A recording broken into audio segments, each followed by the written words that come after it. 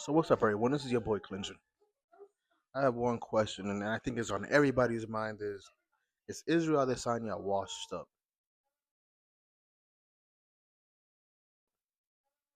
His last few matches really haven't feel like it's been bringing out the competitiveness out of him, and especially from the Izzy that we're used to seeing from like 2019, 2020.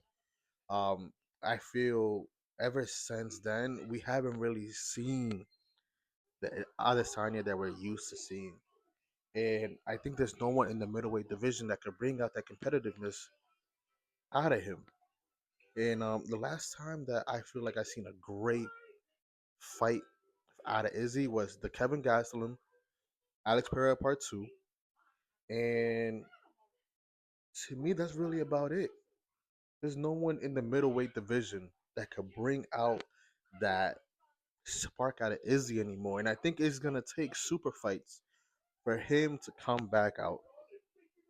And when I mean by super fights, I mean either facing Khalil Roundtree, facing Michael Venom Page, like exciting 5 round fights.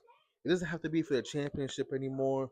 I don't even think he's chasing belts anymore. There was an interview that he had, I think, with Ariel Hawani. He said that his legacy is already imprinted into the history books.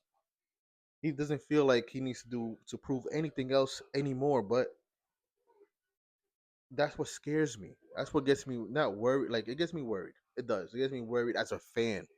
He probably don't care. But to me, as a fan, it gets me worried because we're gonna start seeing maybe like half-ass Izzy Adesanya that he's like, I'm just doing this for a check, and that's what I'm worried about because I want to see the competitive out of him. I want to see the edge out of him. I want to see the aura right of Izzy come out every time he steps into that octagon. Like that last fight he had with DDP, he was winning, and then out of nowhere, I'm not gonna say out of nowhere, but bro, DDP was spamming these overhand hooks, like, and it's like majority of them weren't even connecting, and it made Izzy like, I don't want to say like quit, but dude, how is that even possible? The majority of them weren't even connected.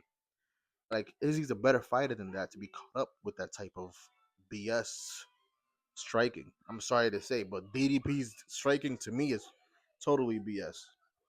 But hey, it's easy for me to say. I'm over here sitting on a fucking couch. But fuck it. I don't. I feel like he's getting washed up. I don't want to see Izzy washed up, but I feel like he's almost out the door personally, and I hope that he finds a match that's competitiveness. It's the Puerto Rican in me. I'm sorry. It's enough to bring Izzy out, back out to how we used to see him, because I do miss how Izzy was when he was fighting Kelvin Gastelum, and how he fought Alex. Like those had like meaning behind them. You know what I mean? I'm willing to die is what he told Kevin. And then when the way that he beat Alex with the knockout in part two, those had meaning behind them. I feel like that's what it's gonna have to take for Izzy to come back to us into the octagon, show that he is still one of the top tier middleweight champions, middleweight fighters in the world right now in the UFC, and no one could dethrone him off of that. And the way to see him working with Robert Whitaker isn't that like a mean twist? That is a meanest. I would never in my days have seen that. And also, did you see what Alex said about Izzy? Finally, he Izzy got the recognition that I've been waiting to see. Alex told Ariel that without Israel Adesanya, Alex wouldn't be in the position he's in today.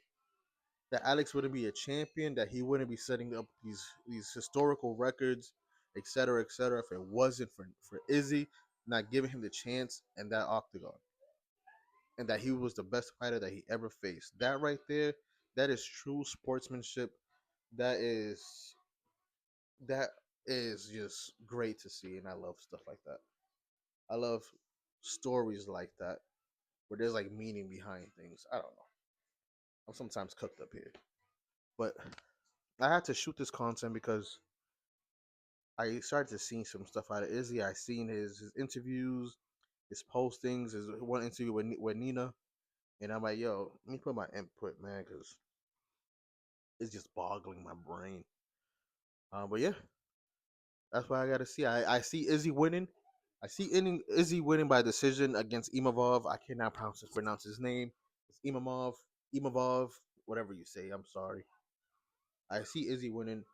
If Izzy doesn't win, I will still be an Izzy fan, but I would say this will be probably his knock on the door to start leaving the UFC.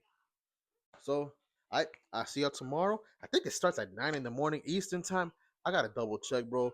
Let's see what's gonna happen tomorrow. This is your boy Clinton. Deuces.